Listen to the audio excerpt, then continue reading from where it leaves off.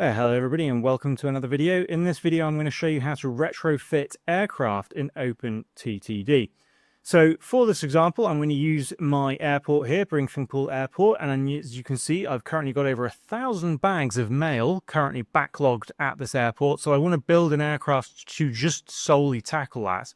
And in order to do that I'm going to come over to the depot here, click new aircraft, and I'm going to buy the Coleman Count aircraft, which is currently the largest aircraft available to me. And if we look at the cargo of this aircraft right now, you can see that it does have 65 passengers and 8 bags of mail. However, I solely want this to just focus on the mail. So in order to change it to just doing that, I need to retrofit it. And to do that, I'm going to come over here. And if you see on just below, and if you see just above the orders tab here, we have the retrofit aircraft button. And if I press this, a new menu will come up. And you can see that we have passengers, mail, goods, and valuables. I'm just going to go ahead here and choose mail, press retrofit, and you can see that I've just been charged £4,000. And I can set the aircraft orders to go between this airport, and my other airport.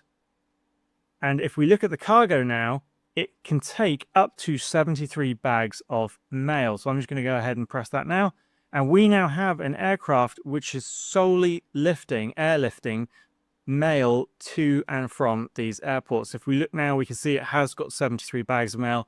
And that is how you retrofit aircraft in OpenTTD.